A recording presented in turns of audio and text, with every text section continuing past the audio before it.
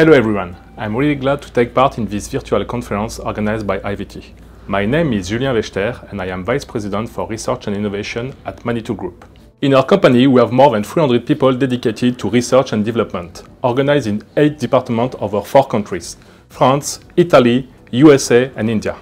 Our ambition regarding energetic transition has become even stronger by increasing by 2.5 times our R&D investment from 2020 to 2021. I'm currently speaking you live, or almost, from our R&D test center inaugurated in 2019.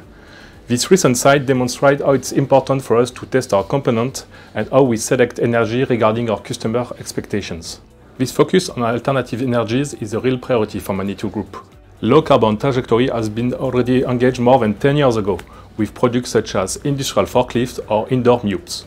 Our current playground is now extended to other usage and we are now dealing with rough terrain applications.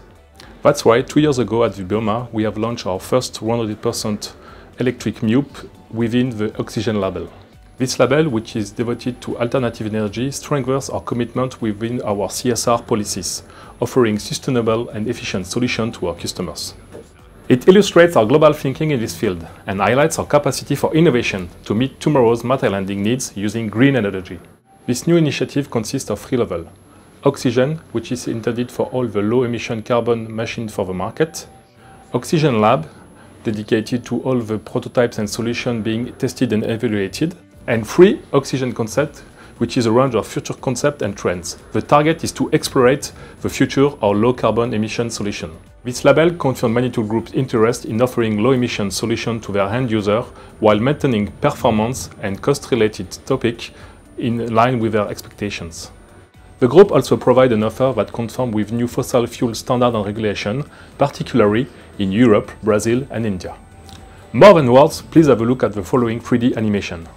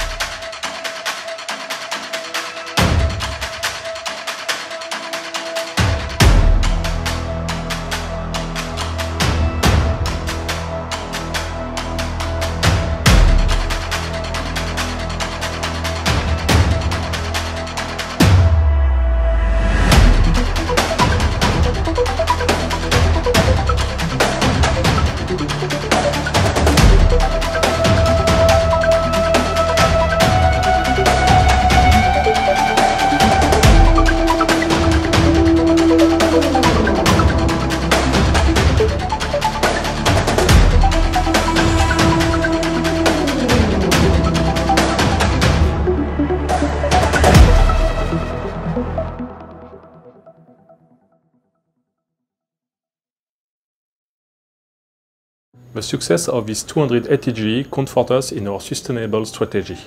This objective is also supported by the European Union, but also out of its borders.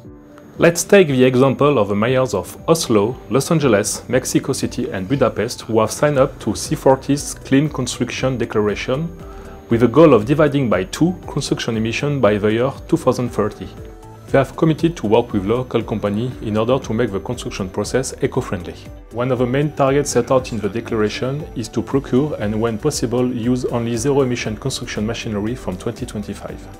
At Manitou Group, and with the support of the French government and region support, we are now building with industrial partners a green hydrogen concrete ecosystem. Green production, supply and distribution, vehicle powering, and finally, recycling. We are convinced that total cost of ownership as well as environmental awareness will be the key enablers for the technology spreading. In the aim to reduce our development lead time and to be more efficient, we have developed a modular platform that is able to address the diversity of our machine requirements: power, autonomy, space and charging time. Another benefit is that we will present to our sales, after-sales and end customer harmonized solutions when it comes to loading facilities and spare parts. To illustrate our roadmap, let me go into the detail of the project we have started with local partners. This zero-emission project will bring on the same site vehicle manufacturer, logistic facility and first green hydrogen producer in France. To keep the same level of efficiency as thermal engine, note that the distribution facility will be located directly on the construction site. Thanks to this development, we will be able to fill up the tank of a machine in only 10 minutes, providing a full day of autonomy to construction workers. The objective of this construction site is to improve the capacity of a port boarding Atlantic Ocean with the lowest emission possible. Thanks to this experimentation carried out over the next 3 years, we will be able to test prototypes, validate uses, and adapt our test infrastructure, and finally, industrialize and bring on the market innovative products. This project is a great opportunity for us to reduce TCO for the end user. Some key figures to understand the interest of this project. More than 40% of emissions of this construction project are related to the machine usage. That represents more than 19,000 tons of CO2. Our ambition is to divide it by 5 thanks to the hydrogen technology. Our roadmap is not limited to hydrogen energy, but rather exploring all opportunities of alternative meeting a specific use.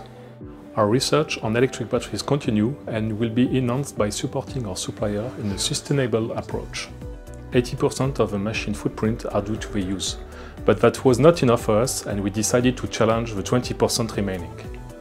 The use of heavy metal and recyclability are an integral part of our specification. We therefore ask our supplier to allow the reuse of more than 75% of used batteries. This roadmap, which is perfectly integrated into our CSR approach, should enable us to develop a new product in middle and long term, fully in line with our customer expectations. We, as a group, take the commitment to reduce our greenhouse gas emission in order to be compliant with the Paris Agreement on climate change. Under the monitoring of science-based targets, we will bring our contribution to limit the temperature increase well below 2 degrees above pre-industrial levels. From the product design perspective, this means 2 actions. First, to deploy the oxygen label with a labeled model present in each of our ranges, while relying on the complementary energies made available to our customers. All of our construction ranges will have a zero-emission product, BUP, skid steer, track loader, telehandler, forklift truck, with an adapted energy regarding the needs such as hydrogen, electric or gas. Autonomy and flexibility will be the key factors to determine the choice of the energy. Second, develop an eco-design tool that will enable us to measure low-carbon alternatives in the complete design process. Selection of material, product usage, and impact of component transports. Within 4 years, 100% of our product will adopt a low-carbon trajectory on the complete product life cycle. Design, manufacturing, usage, and end of life. This is how I wanted to summarize. In just a few minutes, our Manitou Group is willing to implement alternative energy in its development plan. I hope it was inspiring. Thank you for your attention and I'm looking forward to debating with you.